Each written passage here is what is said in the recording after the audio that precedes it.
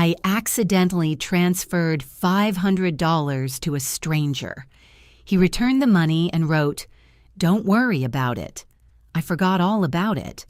But a year later, the bank messaged me, "Ma'am, $55 million has been deposited into your account." The sender was that same stranger when Good day, dear listeners. It's Diana again. I'm glad you're here with me. Please subscribe to my channel and like this video, and also let me know in the comments which city you're listening from. That way I can see how far my story has traveled. I have thought about that Tuesday in October more times than I can count. Not because it was dramatic, it wasn't. It was, in fact, one of the most ordinary days of my life. That's the part that still catches me off guard, even now. My name is Sarah Mitchell. I was 38 years old and I lived in Portland, Oregon, in a 2-bedroom apartment on the 3rd floor of a beige building that smelled like old carpet and someone else's cooking. I worked as a librarian at Jefferson Middle School. I drove a 2017 Honda Civic with a crack in the rear bumper that I kept meaning to fix and never did. I had a daughter, Lily, 14 at the time, who had her father's stubbornness and my eyes, and who spent most evenings with headphones on, doing homework or pretending to. My ex-husband, Kevin, lived across town with his new girlfriend. We were civil. That was the best word for it. Civil. I wasn't poor, but I wasn't comfortable either. I had $4,200 in my checking account, $11,000 in savings that I hadn't touched since my mother passed 2 years earlier, and a mortgage-sized student loan that still made my stomach tighten every time I thought about it. I budgeted carefully. I clipped digital coupons. I brought my lunch to work in a blue thermos that Lily had decorated with stickers when she was 9. That Tuesday, I was sitting in my car in the school parking lot after my shift. It was 4:47 p.m. The sky was that particular Pacific Northwest gray that feels less like weather and more like a mood. I had promised my sister Dana that I'd send her $500 for her share of our mother's headstone. We had split the cost, and I still owed her my half. I opened my Zelle app, started typing her name, and I don't know exactly how it happened. Maybe my thumb slipped. Maybe I was distracted by Lily texting me about dinner. Maybe I was just tired. I pressed send. The confirmation screen lit up. $500 sent to Daniel R. I stared at it. My chest went cold. Daniel R. was not Dana Mitchell. Daniel R. was someone I had apparently interacted with briefly enough that his contact was saved in my phone, though I could not, for the life of me, remember who he was. I scrolled back through my texts. Nothing. I checked my email. Nothing. I had no memory of a Daniel R. whatsoever. I called my bank immediately. They were polite and unhelpful in the way that banks always are. They said they could file a dispute, but that since the transfer had been made through a linked contact, recovery was not guaranteed. They recommended I try contacting the recipient directly, so I did. With shaking fingers, I sent a message through the app. "Hi, I'm so sorry. I accidentally sent you $500. I meant to send it to my sister. Is there any way you could return it? I can explain if needed." I sat in that parking lot for 20 minutes, watching my phone like it owed me something.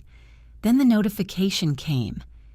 Daniel R. has sent you $500. Beneath the transfer, there was a note. Just 4 words. Don't worry about it. I exhaled so hard my breath fogged the windshield. I transferred the money immediately to Dana, texted her an apology for the delay, and drove home. I made pasta that night. Lily complained that I'd forgotten to buy Parmesan. I watched half an episode of something on Netflix and fell asleep on the couch. I did not think about Daniel R. again. How many times in a life do we brush against something enormous and feel nothing? How many seconds do we spend not understanding the weight of what just passed through our hands? I have asked myself this question so many times since. The months that followed were unremarkable in the way that most months are when you are a working single mother with a cracked bumper and a blue thermos. October became November. The headstone arrived. Dana sent me a photo of it. I cried in the bathroom so Lily wouldn't see.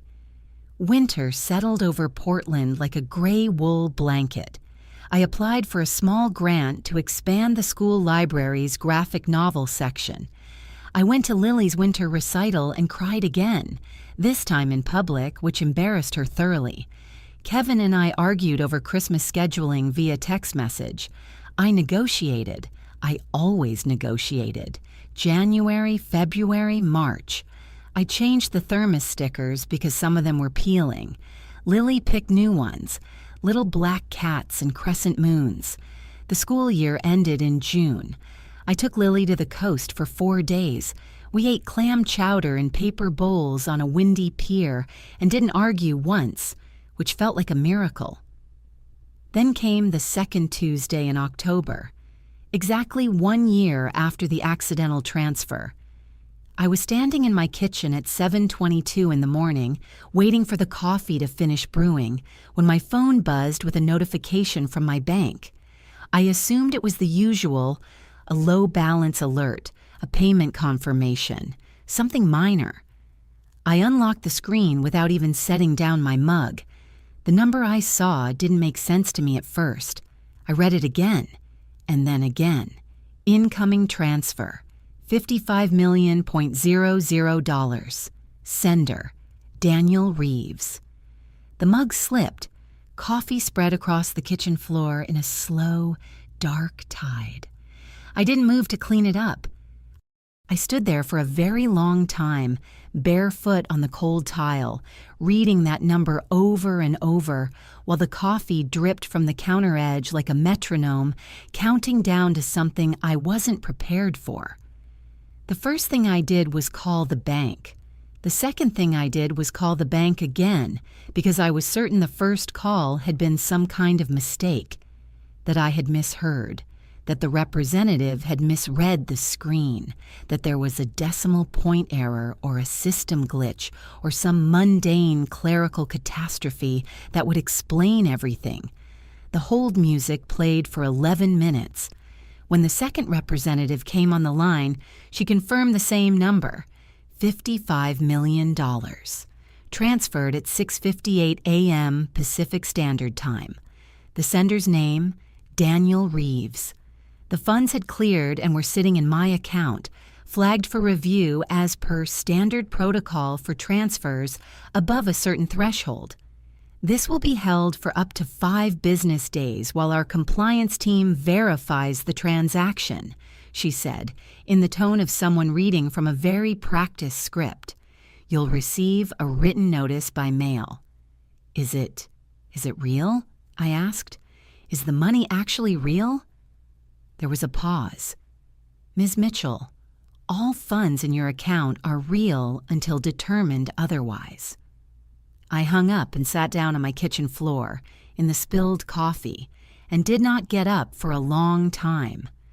Portland outside my window was doing what Portland does in October, drizzling with quiet persistence, the trees dropping wet leaves onto the sidewalks below.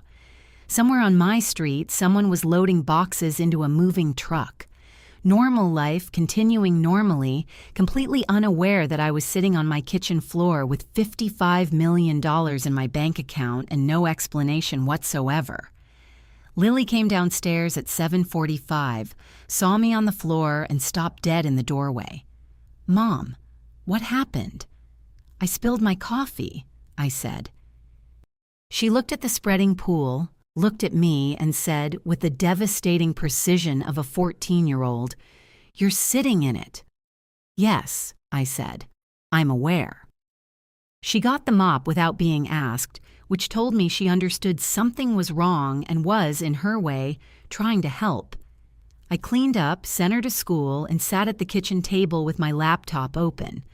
I Googled Daniel Reeves, Portland, Oregon. What came back stopped my breath. Daniel Reeves had been 34 years old, the co-founder of a Portland-based software company called Meridian Systems, which had been acquired 18 months earlier for somewhere north of $300 million. He had been, by every account, quiet, private, and extraordinarily generous. His name appeared on donation pages for 3 different local charities. His LinkedIn profile was sparse. His Instagram, which appeared to have been rarely updated, showed hiking trails and a dog. He had died 7 months ago, a car accident on Highway 30 on a Sunday evening in early March. He had been alone in the vehicle. The news articles were brief, respectful, and heartbreaking in their ordinariness. Local entrepreneur and philanthropist Daniel Reeves, 34, passed away Sunday evening. He is survived by his brother, Marcus Reeves, of Lake Oswego. One brother, no parents, no spouse, no children. I sat very still and thought about a Tuesday in October, a year ago. A thumb slipping on a screen. 4 words typed by a man I had never met. Don't worry about it. Why had he done this? Why had he sent me $55 million? I spent the next 3 hours reading everything I could find. I found an interview he had given to a small business publication 8 months before his death, in which he said, almost in passing, "I've always believed that the way a person handles a small, inconvenient moment of honesty tells you everything about who they are. Most people take the easy route. The ones who don't, those are the people worth knowing." My hand was trembling by the time I finished reading that. I thought about calling Dana. I thought about calling Kevin. I thought about calling someone, anyone, but I didn't know what I would say, and I was afraid, deeply, instinctively afraid, that saying it out loud would make it real in a way that also made it dangerous. Because I knew, even then, sitting alone in my kitchen, that $55 million doesn't arrive quietly. It arrives like a stone thrown into still water, and the ripples go out in every direction, touching things you can't predict, disturbing things that had been sleeping. I made a decision. Before I told anyone, before I said a single word to a single person in my life, I needed a lawyer. I found her through the Oregon State Bar's referral service. Patricia Huang, a estate and probate attorney with 22 years of experience and an office in the Pearl District. I called at 10 that morning. I had an appointment by 2 in the afternoon. Patricia was 61, small, precise, and had the kind of calm that isn't coldness, but rather complete confidence. She listened to me for 40 minutes without interrupting. Then she said, "You have not touched the money, correct?" "No." "You have not told anyone about it?" "No." "Good." She folded her hands on the desk. "Then we're going to start by determining whether this transfer was part of a formal estate directive. Because if Daniel Reeves transferred this money intentionally, and we have reason to believe he did, then someone, somewhere, already knows, and they are probably not happy about it." She said the word probably with the gentle firmness of someone saying certainly. I walked out of her office into the October rain with a legal pad full of notes and something new stirring in my chest. Not confidence exactly, not yet, but purpose. The kind of clarity that arrives when you stop waiting to understand what's happening and start deciding what you're going to do about it. For the first time since that morning, I stood up straight. Whatever was coming, I was not going to run from it. The following week moved in 2 speeds simultaneously, agonizingly slow when I was waiting for information and terrifyingly fast when the information arrived. Patricia filed a formal inquiry with the probate court on Wednesday morning. By Thursday afternoon, she had obtained a preliminary copy of Daniel Reeves's last will and testament, executed 8 months before his death, 3 weeks before his LinkedIn profile went quiet, and 1 week after the acquisition of Meridian Systems had officially closed. She called me at 4:15 on Thursday. I was in the school library shelving graphic novels, which felt absurd. "Are you somewhere you can talk privately?" I went to the back storage room, surrounded by boxes of donated paperbacks and a broken overhead projector. "Yes."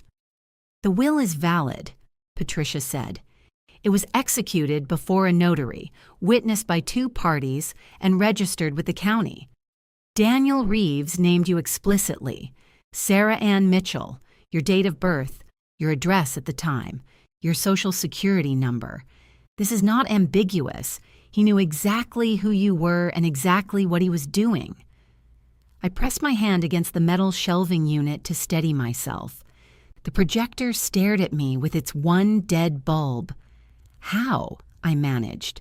"That," Patricia said, "is a very good question. But legally speaking, it doesn't matter. Intent is documented. Capacity has been established. The money is yours, Sarah, provided no successful challenge is mounted against the estate." The word challenge landed like a dropped book. "His brother," I said. "Marcus." Marcus Reeves was named in an earlier version of the will, one that Daniel amended 14 months ago, approximately 2 months after your Zelle transaction. She paused, and I could hear papers moving. "He removed Marcus as the primary beneficiary and replaced him with you. Marcus received a fixed bequest of $200,000. The remainder of the liquid estate, $55 million and change, was directed to you." The shelving unit was very cold under my palm. "Does Marcus know about me?" "As of this morning, the probate filing is a matter of public record. If he has legal representation, which I expect he does, yes, he knows." I drove home through rush hour traffic with the radio off, the windows slightly cracked despite the rain, and the particular kind of numbness that settles over you when something enormous has become undeniably real. I didn't have to wait long to find out whether Marcus knew. The email arrived at 8:42 that evening. No greeting, no introduction. "Ms. Mitchell, we are aware of the probate filing regarding my brother's estate. I strongly advise you not to proceed further. What you are attempting is morally reprehensible, and we intend to contest this in every legal forum available to us. My brother was not in a sound state of mind in the months before his death. This will not hold. Marcus Reeves." I read it 3 times. Then I forwarded it to Patricia. She responded at 9:15 p.m. "This is actually helpful. Save everything." I did. I saved it in 3 places. Over the next several days, I began to understand who Marcus Reeves was. Because when something that large is at stake, you stop taking people at face value and start paying attention to patterns. Marcus was 41. He had worked in commercial real estate. He and his wife Victoria had a large house in Lake Oswego, a boat, and, based on a brief scroll through what was still publicly visible on Victoria's social media, an extremely curated life. Charity galas, wine trips to Napa, a kitchen renovation photographed in soft morning light. What I also found, buried in a local business journal from 4 years ago, a brief mention of a legal dispute between Marcus and Meridian Systems, in which Marcus had apparently attempted to claim a co-founder's stake in Daniel's company based on a verbal agreement. The case had been settled confidentially. Daniel had not spoken publicly about it. I stared at that paragraph for a long time. A man who had been sidelined by his own brother, a man who had watched Daniel build something worth hundreds of millions of dollars and had walked away with nothing but a settlement and a sealed record. A man who had then been cut from the will entirely, replaced by a stranger, a librarian in Portland who had once accidentally sent his dead brother $500 and had the basic decency to return it. What must that feel like? I tried, genuinely, to imagine it. I could almost feel the shape of Marcus's fury, vast and specific, with the particular edge of someone who believes they were owed something and were cheated out of it. But then I thought about Daniel's voice in that interview. The way a person handles a small, inconvenient moment of honesty tells you everything about who they are. And I thought about Marcus's email, with its absence of law and its abundance of threat. And I thought, these are not the same kind of person. The following Monday, Patricia received the formal notice of contest. Marcus Reeves, represented by a 3-partner firm in downtown Portland, was challenging the will on grounds of diminished mental capacity and undue influence, claiming, essentially, that someone had manipulated Daniel into making his final decision. The someone, they implied, was me. I had never met Daniel Reeves. I had sent him $500 by accident. He had returned it in 60 seconds and told me not to worry about it. And now I was being accused of manipulating a dying man. "Let them file," Patricia said when I called her, shaking with something that was equal parts fear and fury. Because here's what they don't know yet. Daniel left more than a will. She paused for effect. I had come to appreciate that about her. "There is a letter," she said, "handwritten, notarized, placed in a sealed envelope with the estate documents. I've requested it from the probate court. It appears to be addressed to you." The letter arrived on a Thursday morning in a manila envelope from the probate court, forwarded through Patricia's office with a cover sheet that said simply, "Original document. Handle with care." I sat at my kitchen table and held it for 10 minutes before I opened it. The handwriting was neat but not careful, the handwriting of someone who had written quickly, from somewhere real. "Dear Ms. Mitchell, you don't know me, and that's the point. Last October, you accidentally sent me $500. You could have let it go. Plenty of people would have. Instead, you reached out immediately, apologetically, honestly. You weren't performing honesty for an audience. There was no one watching. You just did the right thing because it was the right thing. I've spent most of my adult life trying to build something meaningful. I've also spent a lot of it learning who people really are when they think no one is paying attention. My brother Marcus, whom you will likely have already heard from by the time you read this, taught me a great deal about that. He taught me that family doesn't always mean trust. I have no children. I have no partner. I have resources I won't live to use, and a very clear sense of what I want them to do in the world. I want them to go to someone whose first instinct, when faced with an easy way out, was to do the right thing anyway. I know this will cause difficulty for you. I'm sorry for that. But I believe you're the kind of person who can handle it. Please don't let them take it. Daniel Reeves. I folded the letter very carefully and placed it on the table. Then I put my head down on my arms and cried, not from grief exactly or from fear, though both were present. I cried because a man I had never met had watched me for a fraction of a second through the narrow window of a digital transaction and had seen something in me worth trusting with the remainder of his life's work. I cried because I hadn't known he existed, and now he was gone, and the weight of that felt enormous and unearned and entirely real. I allowed myself exactly 20 minutes. Then I called Patricia. "The letter," she said when I'd read it to her, "is extraordinary. It establishes intent, mental clarity, and personal relationship, even if brief. It directly preempts the diminished capacity argument. This changes the calculus significantly. 2 days later, Marcus and Victoria Reeves made their first personal move. They showed up at my school. I was in the library during my prep period when the front office called to tell me there were 2 visitors asking for me. They had not called ahead, had not made an appointment, and had told the receptionist they were family friends.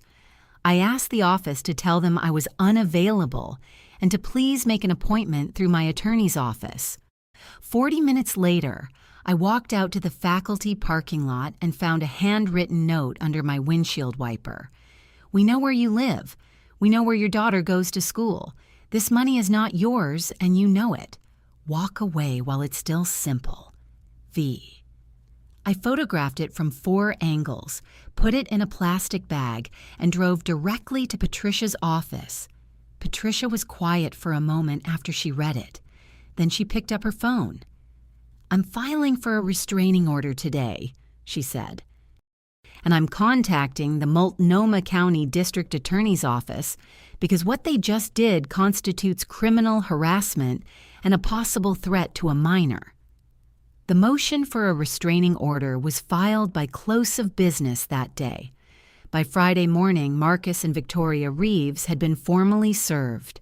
The terms were clear: no contact with Sarah Mitchell, Lily Mitchell, or Sarah's place of employment. Violation would mean immediate arrest. Patricia also sent a letter to their attorneys, CCing the court, attaching the parking lot note and a timestamp of the school visit. The letter concluded, "Any further extra-legal contact with my client will be treated as criminal intimidation and referred to law enforcement accordingly." I received a terse email from Marcus's firm that same afternoon, retreating into formal language. "Our client denies any intent to threaten," and requesting a postponement of the probate hearing for 30 days. Patricia denied the request. That weekend, I drove Lily to the coast. I didn't tell her the full story. She knew something legal was happening, something to do with an inheritance, and she had stopped asking detailed questions because she could read me well enough to know I wasn't ready. We ate chowder. We walked on the beach in the wind. I let the sound of the water take up the space in my head that the letter, the parking note, and Marcus's face, which I had now seen in photographs, had been occupying. I slept 10 hours both nights, dreamlessly, completely. When I came back on Sunday evening, I felt the fear still sitting in my chest, smaller but present, and I decided to let it stay. Not because I was defeated by it, but because I had realized something important out there on the coast. Fear, when you don't run from it, becomes something else. It becomes attention. It becomes precision. I needed both of those things for what was coming. The offer came through their attorneys on a Monday. It was formatted like a standard legal document, full of whereas clauses and party of the first part language, but its meaning was simple. Marcus and Victoria Reeves were prepared to offer Sarah Ann Mitchell a lump sum payment of $2 million in exchange for a full and unconditional withdrawal of her claim to the Daniel Reeves estate. $2 million. In my previous life, the one with the cracked bumper and the digital coupons, that number would have seemed incomprehensible, life-changing. Enough. I read the document twice. I thought about my mother's headstone and Lily's college fund and the student loan that made my stomach tighten. I thought about the beige apartment and the blue thermos with the cat stickers. I thought about what it would feel like to just stop, to cash out, to walk away. Then I thought about a handwritten letter and a man who had died having watched me for 60 seconds and decided I was worth trusting. I called Patricia. "No," I said. "No conditions, no counter." "No." She paused. I could hear the satisfaction in her silence. "I'll respond accordingly." The formal rejection went out that afternoon. Patricia's letter was brief, professional, and contained a single line that I had asked her to include verbatim. Ms. Mitchell's position is not for sale. 2 days passed, then 3. I heard nothing from Marcus's firm.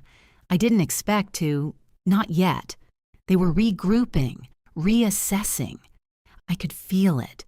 The way you can feel a change in weather before it arrives, something in the pressure of the silence. I used those days carefully. I had been carrying this alone for almost a month. Alone except for Patricia, whose support was invaluable but also professional, bounded by the clean lines of attorney-client privilege and billable hours. I needed something different. I needed someone who knew me. Her name was Renata Okafor. We'd been friends for 11 years, since we'd sat next to each other at a school district orientation and bonded over the fact that both our department budgets had been cut by the same administrator in the same memo. She was a 7th grade science teacher, a mother of 3, and the most grounded human being I had ever met. She had a gift for looking at catastrophically complicated situations and identifying exactly where the floor was. I called her on a Wednesday evening and asked if I could come over. She had tea ready by the time I got there. She listened to the entire story without interrupting, which took 45 minutes. When I finished, she sat quietly for a moment, both hands wrapped around her mug. "So let me make sure I understand," she said. "A man you never met left you $55 million because you returned $500 by accident." "Yes." "And his brother is threatening you and trying to bribe you." "Yes." "And you said no to $2 million." "Yes." She looked at me steadily. "Good," she said. "Because the moment you take their money, you become the person they're already calling you. You become someone who can be bought." She set down her mug. "You're not that person. You've never been that person. That's the whole reason you're in this room right now." I hadn't cried in weeks. I had been very careful not to. But sitting in Renata's kitchen, with the hum of her refrigerator and the sound of her kids somewhere upstairs, and the tea going cold in front of me, something in me broke open quietly, without drama. "I'm scared," I said. "I know. I don't know if I can do this." "You're already doing it," she said simply. She suggested I look into a support group. Not therapy necessarily, though she said that too, but specifically a group for people navigating estate disputes and inheritance conflicts. She had heard of one through the Bar Association's public outreach program. It met twice a month in the Pearl District. I went the following Tuesday. The room was small and unexpectedly warm. 10 people around a folding table, ranging in age from early 30s to late 60s, all of them wearing some version of the look I recognized from my own mirror, the particular exhaustion of fighting for something that should have been simple. A woman named Harriet, 62, was fighting her late husband's adult children over a property her husband had left her. A man named Greg, 38, was contesting a business partner's forged signature on a will. I didn't share much the first time, but I listened, and I left feeling something I hadn't expected, less alone. Because here is what I learned in that room. People who pursue what they're owed, legally, honestly, through legitimate channels, are not greedy. They are not opportunistic. They are people who refuse to accept that wrongness is inevitable just because it's powerful. That distinction mattered to me. It mattered more than I can easily explain. I drove home under a clearing sky. Portland in late October, briefly, surprisingly clear. I turned off the radio and drove in silence and thought about Daniel's letter. Please don't let them take it. And I felt something settle into place inside me like a key turning in a lock. Marcus and Victoria were watching. I knew that. Their attorneys were watching. Everyone was watching to see if I would flinch. I had stopped flinching. The request came through their attorneys on a Friday, phrased with the careful warmth of people who have practiced being warm. Marcus and Victoria Reeves wished to meet with Ms. Mitchell in a spirit of mutual understanding and potential resolution. They hoped to clear the air and discuss the matter as human beings rather than legal adversaries. The tone was conciliatory. The language was soft. Everything about it announced, "We are extending an olive branch." Patricia read it with the expression of someone reading a menu and already knowing it's overpriced. "You don't have to agree to this," she said. "I know," I said. "I want to." She looked at me over her reading glasses. "Why?" "Because I want to look them in the face." I paused. "And I want them to look at mine." Patricia negotiated the terms. Neutral public location, both attorneys present, no recordings except those legally disclosed, no contact with Lily or mention of her name under any circumstances. We met at a hotel restaurant in downtown Portland on a Tuesday at noon, the kind of place with white tablecloths and the ambient sound of expensive lunches being conducted at a civilized remove from actual emotion. Marcus Reeves was taller than I'd expected from photographs. He had Daniel's coloring, dark hair, pale eyes, but everything else about him was different.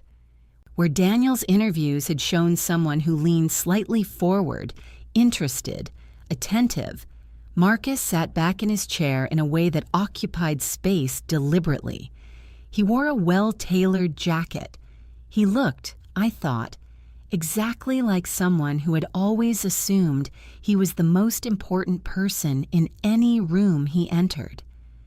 Victoria was polished and careful, with the kind of stillness that doesn't come from calm, but from practice. She smiled when I sat down. It was a perfect smile. "We appreciate you meeting with us," Marcus said. "We know this situation has been difficult for everyone." "Thank you for the invitation," I said. He nodded slowly. "Sarah. May I call you Sarah?" "Ms. Mitchell is fine." A pause. The smile remained. "Of course." He folded his hands on the table. "Ms. Mitchell, we want to begin by acknowledging that Daniel's death was devastating for the entire family. And in grief, I think, in grief, people make decisions that they might not make otherwise. Daniel was not well in the months before he died, not just physically, emotionally, mentally. "I've reviewed the medical records available through Discovery," Patricia said evenly. "There's no documented evidence of diminished capacity." Marcus held up a hand. "I'm not here to argue law. I'm here as Daniel's brother." He looked at me directly. "Ms. Mitchell, you never knew him. You had one interaction, one accidental transaction, and you did the decent thing. That's commendable. But what Daniel did, it wasn't rational. He had become isolated. He was making decisions from a place of loneliness and idealism, not clear judgment." I looked at him steadily and said nothing. "You know," Victoria said, stepping in with practiced smoothness, "Daniel always did things like this, grand gestures, beautiful impulses that didn't account for practical reality." She tilted her head. "We're not angry with you. Please understand that. You didn't ask for this. You were put in an impossible position, and we think, truly, that walking away from this burden would be better for you. Less stress, less conflict, less—" She smiled again. "Exposure." There it was. That word dropped so gently. Exposure. "What does that mean?" I asked. Victoria's smile didn't change. "Only that estate disputes can become very public, very complicated. They can affect careers, relationships." A brief, specific pause. "Children." Patricia's hand moved, a subtle preparatory gesture. I placed mine flat on the table. "Are you threatening my daughter?" I asked. Quietly, completely quietly. "Of course not," Marcus said smoothly. "We're saying that we care about everyone involved. That's all." I looked at him for a long moment. I looked at the way he held his hands, relaxed and authoritative. I looked at Victoria's practiced stillness. I thought about Daniel's letter. I've spent a lot of my adult life learning who people really are when they think no one is paying attention. I thought about that legal case, 4 years ago, the sealed settlement. I thought about what it means to sit across from someone and perform concern while meaning threat. "I appreciate you taking the time," I said, "but my position hasn't changed." Marcus's composure thinned, just slightly. A tightening around the eyes, a fraction of a degree of temperature dropping. "You're making a serious mistake." "That's my right," I said. Victoria leaned forward. The perfect smile was gone now, replaced by something less rehearsed and therefore more honest. "You don't understand what we're capable of," she said. "We have resources. We have lawyers. We have—" "Victoria." Her husband said her name flatly, like a warning. She stopped, sat back. Marcus rose, buttoned his jacket with the deliberate movements of someone performing composure. "We'll be in touch through our attorneys," he said, and they left. The restaurant continued around me, the distant sound of cutlery, someone laughing at a nearby table, a waiter refilling water glasses. Patricia exhaled slowly. That went about as expected. "Yes," I said. I drove home in the gray Portland afternoon with a specific, particular feeling in my chest. A small, cold knot of fear, the kind that responds to the word exposure and the phrase "we know what we're capable of." I didn't dismiss it. I let myself feel it fully, sitting in traffic on the Burnside Bridge, the river moving gray and steady below. And then I thought about Renata's kitchen, about Harriet and Greg around a folding table, about Patricia's measured voice saying, "Save everything," about Daniel's handwriting, "Please don't let them take it." The fear was still there, but underneath it, or maybe threaded through it, something harder was forming. I thought, "You should not have mentioned my daughter," because that was the moment, that specific misjudged moment when Victoria's mask had slipped just enough that I understood with complete clarity that I was not the one who had anything to lose by continuing. They were. The probate hearing was scheduled for a Thursday morning in November in a wood-paneled courtroom on the 4th floor of the Multnomah County Courthouse. I arrived early. I wore a dark blazer over a gray sweater. The outfit I'd chosen deliberately, not to perform anything, but because it was what I wore when I felt like myself. I carried a folder Patricia had prepared, though I knew I would not need to look at it. I had read every document in it until the pages were soft at the corners. Renata had texted me that morning, "Go be exactly who you are." I carried that with me too. Patricia and I sat at the table on the left side of the room. Marcus and Victoria arrived 4 minutes later with 2 attorneys and the particular energized stillness of people who have decided they are about to win. Marcus sat without looking at me. Victoria looked at me once, briefly, and then looked away. The Honorable Judge Caroline Marsh was 56, with the focused patience of someone who has heard every version of every argument about money and grief and family, and still believes in the law's ability to cut through all of it. Marcus's lead attorney, a man named Caldwell, opened with the diminished capacity argument. Well prepared, confidently delivered. Daniel had been, he argued, increasingly isolated in the 14 months before his death. He had amended his will during a period of psychological instability. The decision to remove Marcus and replace him with a stranger was not consistent with any rational pattern of behavior. Patricia responded methodically.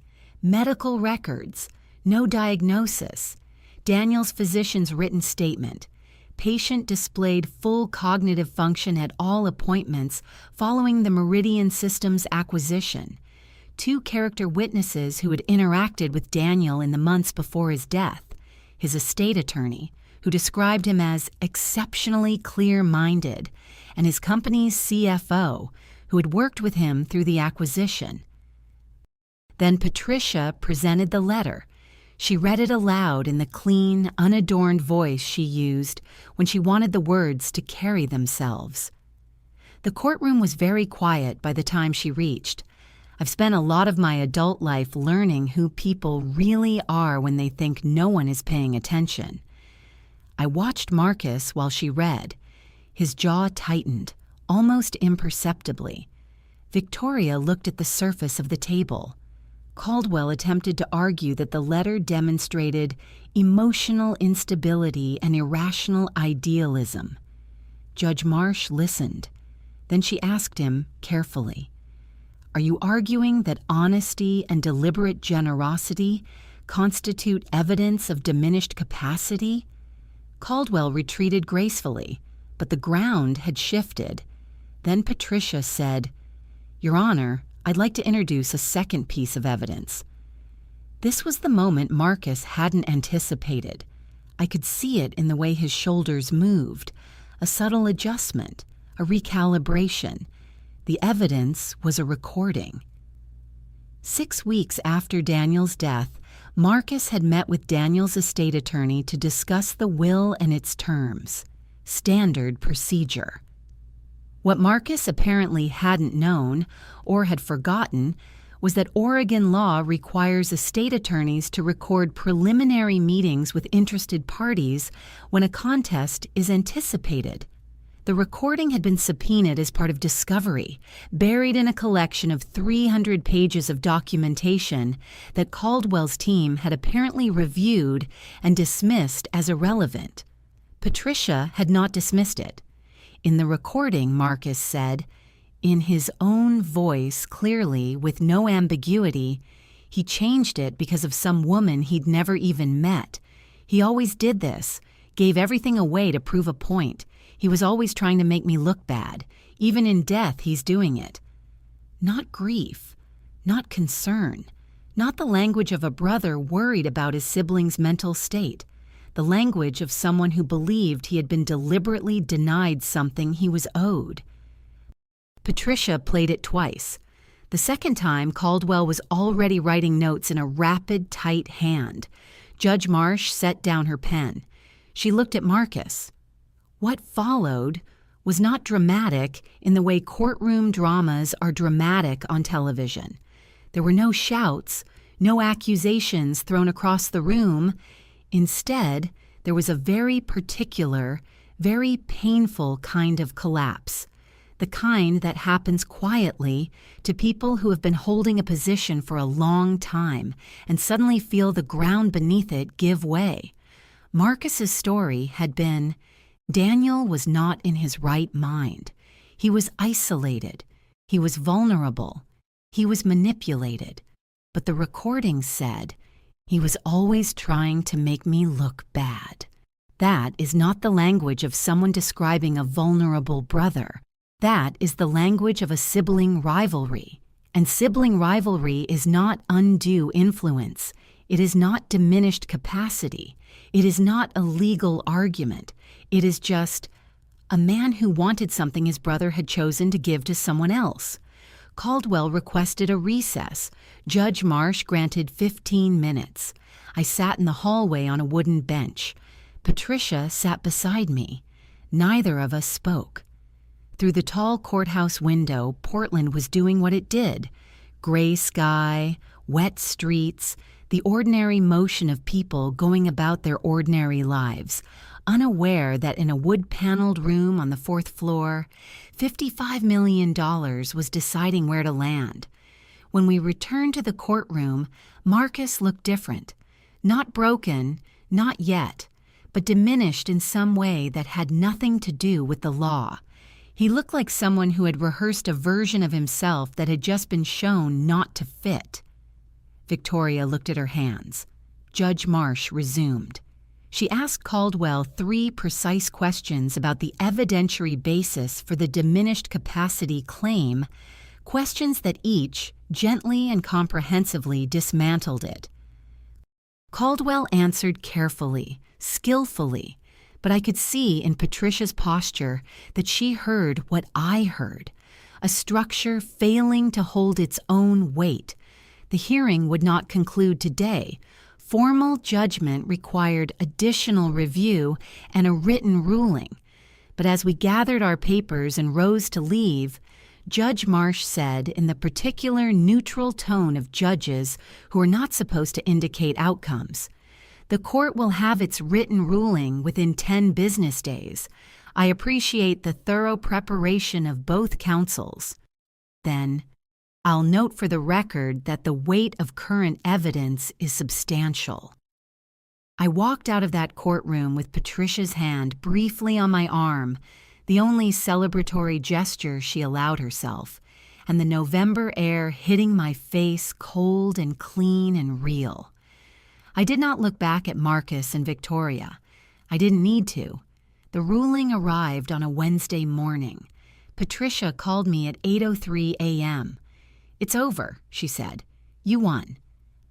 I was standing in my kitchen, coffee in hand, in almost exactly the same spot where I had stood 14 months ago when the $55 million first appeared on my screen. The same window, the same gray November light. Everything else was different.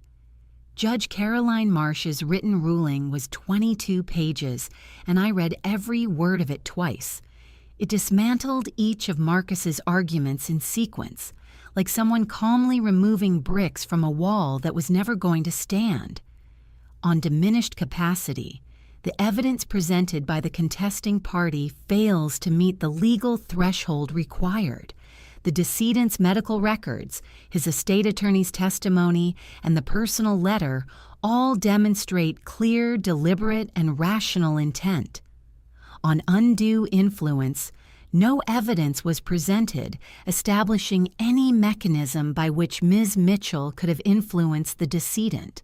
The parties had no documented relationship beyond a single transaction of $500, initiated accidentally by Ms. Mitchell and returned promptly by the decedent Chewy, forming the precise basis of the decedent's rational assessment of Ms. Mitchell's character. On the recording, Marcus Reeves's characterization of the decedent's estate decisions as a personal slight rather than a symptom of incapacity significantly undermines the contesting party's foundational claim and suggests the contest was motivated by financial interest rather than genuine concern for the decedent's welfare. The will stood, every provision, every dollar. At 3:17 p.m., my bank sent a notification, funds available. I sat in my car in the school parking lot and looked at my account balance. I sat there long enough that the after-school buses had all pulled out before I put the car in gear. Patricia had also filed a separate civil complaint regarding the windshield note and the school visit. The district attorney's office had determined there was sufficient basis to pursue criminal harassment charges. Marcus and Victoria negotiated a guilty plea on a reduced charge, a civil fine, a mandated legal compliance course, and a permanent no-contact order with Sarah Mitchell and her minor daughter. No prison time, but a criminal record attached to their names, a matter of public record. I signed the final estate paperwork on a Friday afternoon in Patricia's office. 12 separate forms, 40 minutes, and when the last page was signed, Patricia shook my hand. "Congratulations, Ms. Mitchell. It has been genuinely gratifying to represent you." I walked out into the November afternoon. Portland was cold and briefly, unexpectedly bright. Pale sunlight across the wet streets in long golden angles. People walking dogs, drinking coffee, scrolling phones. Everything exactly as ordinary as it always was. And I stood in the middle of it with Daniel Reeves's words in my memory. Please don't let them take it. And felt something I hadn't felt in a very long time. Not triumph, not relief. The particular piece of having done what you said you were going to do. I did not change everything at once. I wanted to move through the change carefully, with attention to what was real. I paid off Lily's future, college, graduate school, enough that she would never carry the financial anxiety that had been the background noise of my adult life. I set up the Daniel Reeves Community Trust, scholarships for first-generation students in Portland, with one essay question. Describe a moment when you did the right thing when no one was watching. I moved to a small craftsman in Northeast Portland. Lily walked through her new room and sat down on the floor. Is this actually our life? Yes, I said. This is actually our life. She painted the bookshelves dark green. It looked exactly right. Marcus lost clients, then his firm. He and Victoria separated in the spring. The Lake Oswego house was listed for sale. I did not celebrate this, but I thought about what Daniel had said. The way a person handles a small, inconvenient moment of honesty tells you everything about who they are. Those choices had constructed the life Marcus was now living. Not me, not the court, him. One evening, Lily sat beside me on the porch in the long golden light. Tell me again about Daniel, she said. I told her. The $500, the 4 words, being afraid and doing it anyway. The cause was never the money. It was one small moment of ordinary honesty in a parking lot. I want to be like that, she said quietly, like the kind of person strangers trust. You already are, I said. She leaned against my shoulder and stayed there while the light went out of the sky. That was enough. A $500 mistake. 4 words from a stranger. 55 million reasons to keep being exactly who you are when no one is watching. What would you have done with the $500, with the $55 million, with the threats, with the $2 million offer to walk away? I've asked myself that question from every angle. I think you already know your answer. I think most of us do, in the quiet moments before fear gets loud. If this story meant something to you, leave a comment, share it with someone who needs to hear it. And thank you, genuinely, for listening all the way to the end.